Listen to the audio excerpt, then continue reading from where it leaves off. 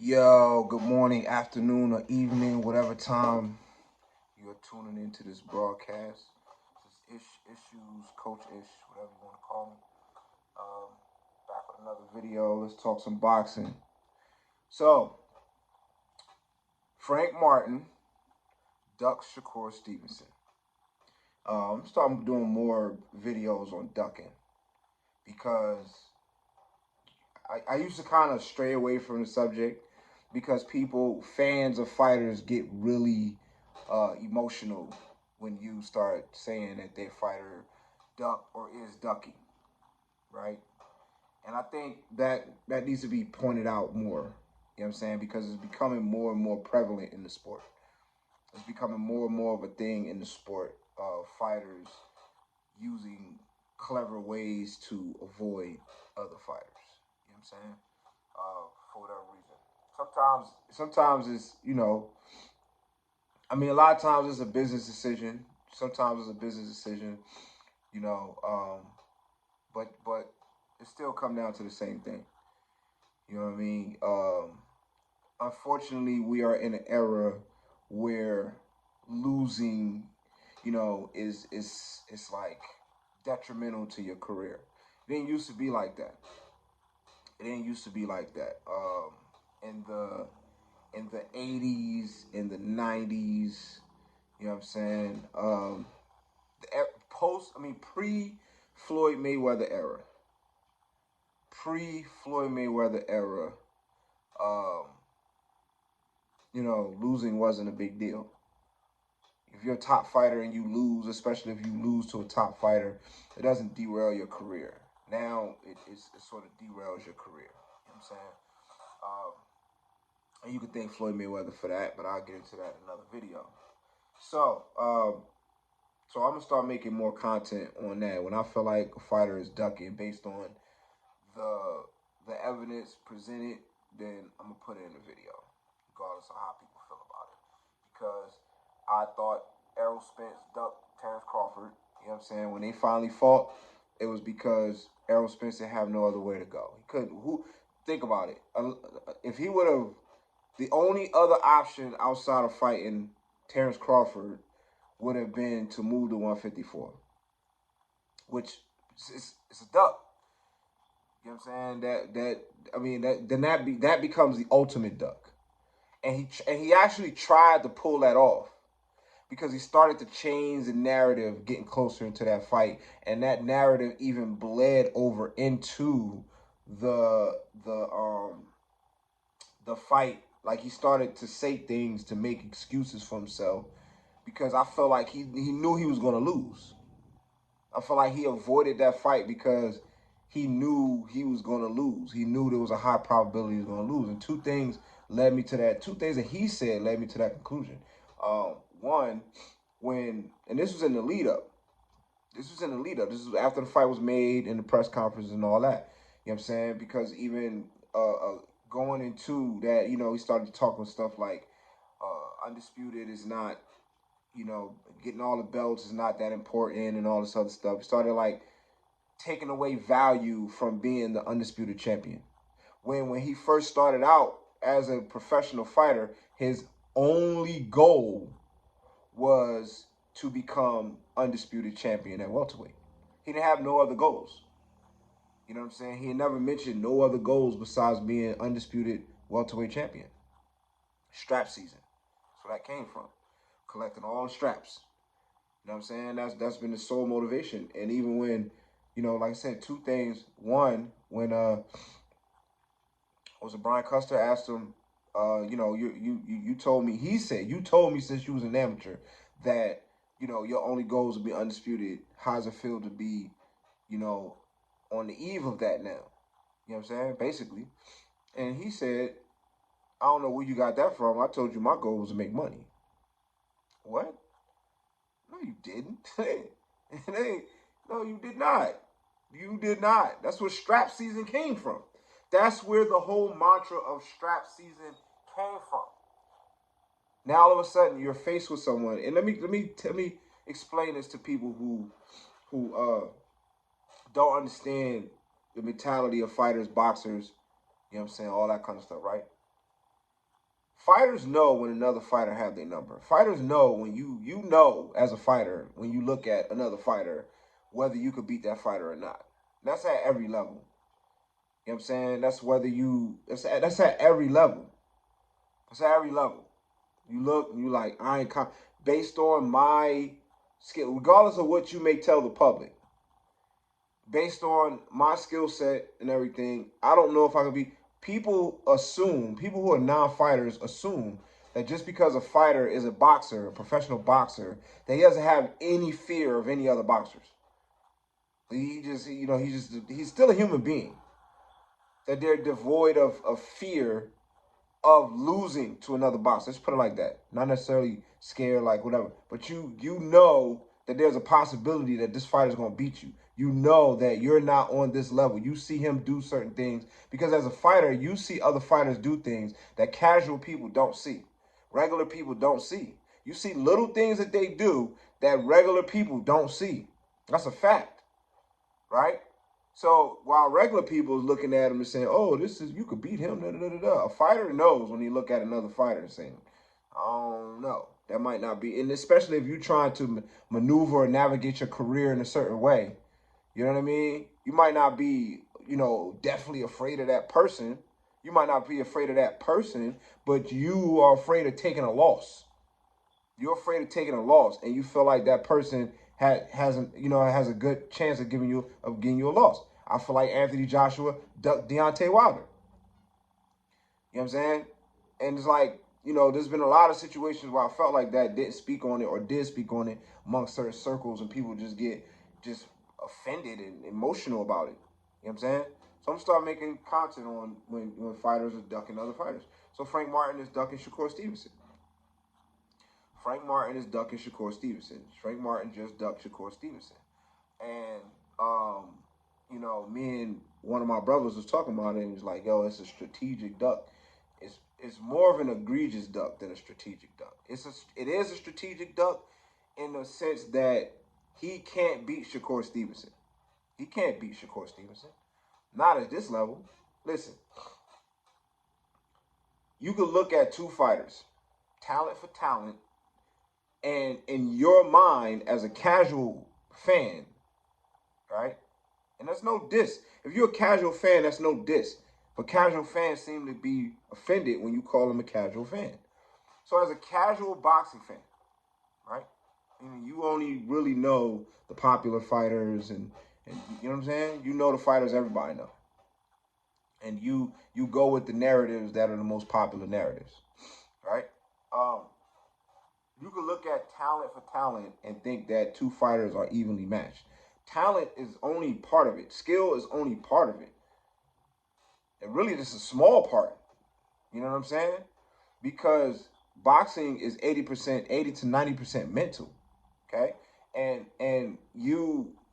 how do you test to see where a fighter's mentality is and what their mental, how strong their mental is by the opposition that they face, the opposition that they overcome. You know what I'm saying? You don't really know what a fighter is capable of until they start moving up in competition. You know what I'm saying? Fighting harder and harder fighters, more accomplished fighters. It takes a certain mentality to be a champion. So if you knocking off champions or former champions or taking straps from champions or whatever the case may be, then that shows that you're at a certain place mentally. You know what I'm saying? Boxing is more than just physical. You know what I mean? So you only really know what you're capable of based on the opposition that you vanquished. And think about it, even if casual fans look at Shakur, first of all, only casual fans look at Shakur Stevenson's skill set with Frank Martin's skill set and think that they're even. You know what I mean? I've seen a video, somebody said that he thought that fight would be a 50-50 fight. Man, how? I mean, just skill for skill. How? How? Shakur Stevenson is a complete fighter. You can blatantly look at Frank Martin and see all of his holes, mistakes. He's not a complete fighter, not yet. He can't do it all. Shakur Stevenson has proven so far he can do it all. He's a complete fighter. You know what I'm saying? Even the people, oh, he ain't got no power, and he starts stopping people. You know what I mean? He showed you, okay, well, he does have power. He may not have Tank Davis power, but he has respectable stopping power. You know what I'm saying? So he's a complete fighter. Offense, defense, IQ, great camp. Already proven himself in other weight classes. I mean, he's a complete fighter. He's a complete young fighter. You know what I'm saying?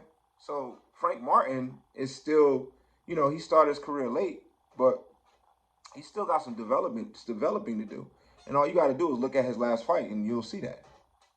You know what I'm saying? His last couple fights, really.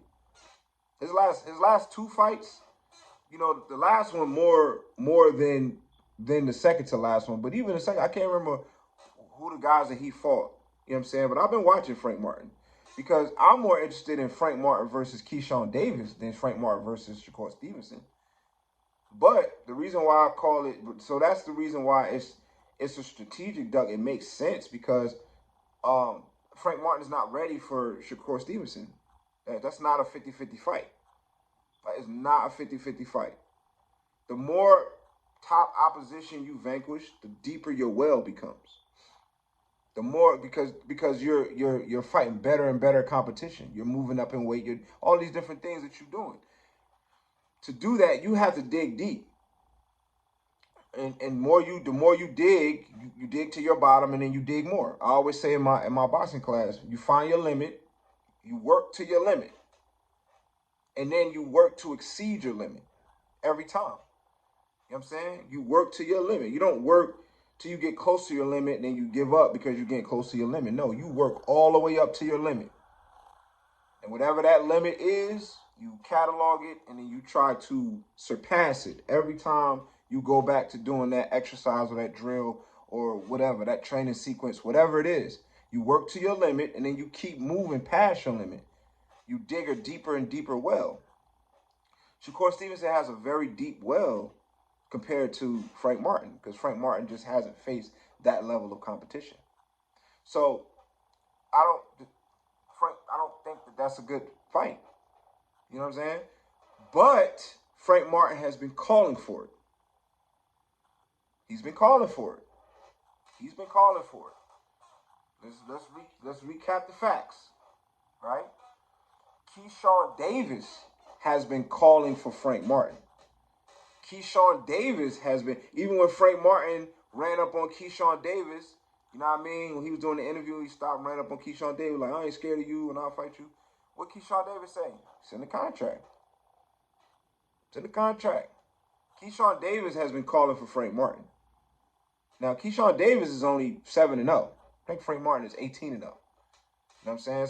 So Frank Martin has has more experience than Keyshawn Davis. You know what I'm saying? On paper, Frank Martin should be able to beat Keyshawn Davis. But at that level, at the level that they're both on, they're still fighting at a prospect level, both of them. Frank Martin is still fighting at a prospect level. Even though he has 18 fights, he's still fighting at a prospect level. Shakur Stevenson has surpassed the prospect level a long time ago. He's fighting at championship level. You know what I'm saying? He didn't vanquish proven champions already. Frank Martin hasn't even come close to that. So even if casuals may look at, say, talent for talent, they look like they're about even, that alone makes them not even. But even for me, I look at them talent for talent. You know what I'm saying? Like even the type of fight Frank Martin had his last fight, which he fought against, prospect level opposition. Somebody that you would put in there with a prospect to build up his confidence, make him look good, and pad his resume. You know what I'm saying? He had a harder fight in that fight than Shakur Stevenson had against Jamel Herring, who was a champion at the time. Oscar Valdez. He had a harder fight. He had an easier fight against them dudes than Frank Martin had in his last fight. So even skill for skill, I don't see them being even.